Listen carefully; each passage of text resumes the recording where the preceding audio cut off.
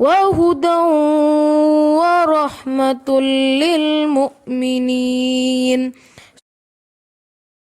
اعوذ باللہ من الشیطان الرجیم، بسم اللہ الرحمن الرحیم۔ آیت نمبر 27۔ تولج اللیل فی النہاری، تو داخل کرتا ہے اے اللہ، تو داخل کرتا ہے رات کو دن میں، وتولج النہار فی اللیل، اور تو داخل کرتا ہے دن کو رات میں۔ اس آیت میں اللہ تعالیٰ اپنی قدرت کی طرف غور و فکر کی دعوت دے رہے ہیں کہ سوچو کس طرح اللہ تعالیٰ دن میں سے رات کو اور رات میں سے دن کو نکالتا ہے۔ یہ جو ہماری زمین کا فزیکل فینومینا ہے کتنا ایکوریٹ ہے، کتنی خوبصورتی سے یہ سارا نظام چل رہا ہے۔ سوچیں اگر اس زمین پہ صرف رات رہے اور سورج نہ نکلے تو ہم سب مر جائیں، کوئی بھی زندہ نہ بچے، کوئی بھی جاندار اس زمین پر زندہ نہ بچے، کیونکہ ہر ایک کو سورج کی روشنی چاہیے۔ سورج کی روشنی آتی ہے، زمین میں سے نباتات اگتی ہیں، پھر کہیں ہم اس کو کھاتے ہیں، زندہ رہتے ہیں۔ اگر سورج کی روشنی زمین پر نہ پہنچے تو کوئی پلانٹس، کوئی نباتات نہ ہوں اور ہم لوگ کوئی خوراک حاصل نہ کر سکیں، کوئی بھی اسپیشیز اس زمین پر زندہ نہ رہے۔ تو کتنا یہ ضروری ہے دن اور رات کا آنا جانا، اور کتنے سکون سے ہم اس زمین پر رہتے ہیں، اور ہمارا رب یہ نظام بالکل پرفیکٹ طریقے کے ساتھ چلا رہا ہے، ہر نقص سے پاک ہے، اس کی بنائی ہوئی کائنات اور کائنات کا نظام ہر نقص سے پاک ہے۔ سبحان اللہ۔ ڈاکٹر اسرار رحمہ اللہ کی میں تفسیر سن رہی تھی، انہوں نے اتنی خوبصورتی سے اس کو بیان کیا۔ انہوں نے کہا کہ یہ دن اور رات کا آنا جانا ایک تسبیح کی طرح ہے، ایک دانہ کالا اور ایک دانہ سفید ہے۔ سفید دانے کو انہوں نے دن سے تشبیہ دی، کالے دانے کو رات سے۔ یعنی یہ جو ہمارا زمین کا فزیکل فینومینا ہے یہ اس کی تسبیح ہے دن اور رات، یعنی جیسے اس کو حکم ہے یہ اسی طرح عبادت میں مشغول ہے۔ دن آ رہا ہے پھر اس کے بعد رات آ رہی ہے، تو یہ تو اپنی عبادت میں مشغول ہے۔ یہ دن اور رات تسبیح ہے۔ اور کچھ لوگوں نے اس سے یہ بھی مراد لیا ہے کہ غم اور خوشی، یعنی رات کو انہوں نے غم سے اور دن کو خوشی سے انہوں نے اس کو تعبیر کیا ہے۔ یہ بھی معنی آپ لے سکتے ہیں کہ جو زندگی ہے ہماری وہ غموں اور خوشیوں کا مجموعہ ہے، غم بھی آئیں گے، خوشیاں بھی آئیں گی، ساتھ ساتھ چلیں گے۔ تو اللہ کی قدرت کی نشانیاں ہیں اس میں کہ دن میں سے رات اور رات میں سے دن کو وہ نکالتا ہے۔ آگے اللہ تعالیٰ کہہ رہے ہیں وَتُخْرِجُ الْحَيَّ مِنَ الْمَيِّتِ، اور تو اے اللہ تو نکالتا ہے زندہ کو مردہ سے، وَتُخْرِجُ الْمَيِّتَ مِنَ الْحَيِّ، اور تو نکالتا ہے مردہ کو زندہ میں سے۔ جیسے زمین جو ہے مردہ ہے، خشک ہے، بنجر ہوئی ہوئی ہے، اور یہ مثال بہت دفعہ قرآن پاک میں اللہ تعالیٰ بیان کرتے ہیں زمین کی، مردہ زمین کی مثال۔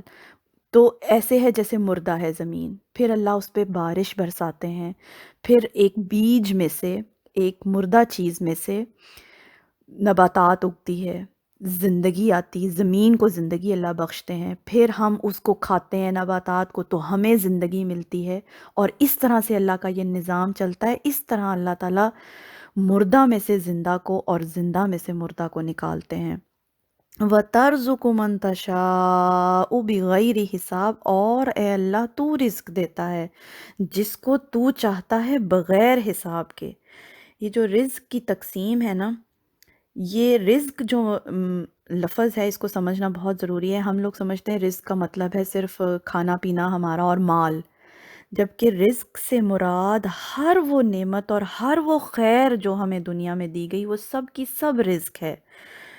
اور اللہ تعالیٰ نے اس کو تقسیم کر رکھا ہے لوگوں میں، کسی کو زیادہ دیا، کسی کو کم دیا، ہر ایک کو آزمائش میں اللہ تعالیٰ نے ڈالا ہے۔ کسی کو سمجھ بوجھ ذہانت زیادہ ملی ہے، کسی کو صلاحیت کام کرنے کی زیادہ ملی، قوت زیادہ ملی۔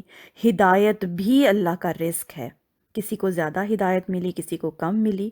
تو یہ ساری خیر جو بھی اس دنیا میں نعمتیں جو ہمیں ملی ہیں وہ سب کی سب رزق ہیں، اور اللہ یہ خود تقسیم اللہ اپنے بندوں میں کرتا ہے، اور یہ اس کی تقسیم ہے۔ بعض دفعہ ہم لوگ سمجھتے ہیں لوگوں نے دکانوں کے باہر لکھ کے لگائی ہوتی ہے نا یہ آیت، تو بہت اچھی بات ہے، لیکن یہ کہ ہمارا نصب العین جو ہے صرف پیسہ کمانا نہیں ہونا چاہیے۔ ہمیں صرف یہ نہیں سوچنا کہ رزق جو ہے وہ صرف پیسہ ہے اور اسی کے لیے ہم ساری زندگی میں کوشش اور جد و جہد کرتے رہیں۔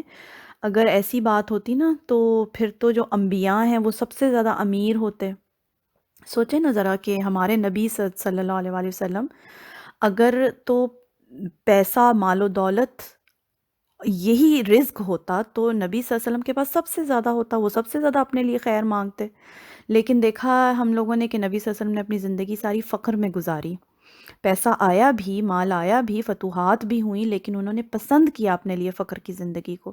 تو ہم ایز اے مسلم یہ نہ سمجھ لیں کہیں کہ رزق کا مطلب صرف مال و دولت ہے اور اسی کے پیچھے ہم صرف جد و جہد کرتے رہیں۔ یہ اللہ کی تقسیم ہے اور ہماری اس دنیا میں آنے سے پہلے ہی طے کر دیا گیا ہے کس کو کتنا رزق ملنا ہے۔ اور لیکن یہ کہ اس کی دعا مانگنی چاہیے، خیر کی دعا مانگنی چاہیے۔ اللہ تعالی ہم سب کو حلال اور طیب رزق عطا فرمائے، اللہ کسی کا محتاج نہ کریں، اور اللہ تعالی ہم سب کے رزق میں بہت بہت برکت ڈالیں۔ لیکن یہ ہے کہ رزق سے مراد صرف مال نہیں ہے، ہمارے پاس جو بھی نعمتیں ہیں، ہو سکتا ہے اگر مال کم ہے تو کسی اور چیز میں اللہ تعالیٰ نے ہمیں زیادہ کیا ہو، ہمیں عقل، شعور، صلاحیتیں زیادہ دی ہوں، مال کسی کو دیا ہو، ہمیں دوسری چیزیں دی ہوئیں، تو اللہ کی یہ تقسیم ہے، جس کو چاہتا ہے بغیر حساب کے دیتا ہے۔ تو یہ آیت تھی، سبحانک اللہم و بحمدک اشہد ان لا الہ الا انت استغفرک و اتوب الیک۔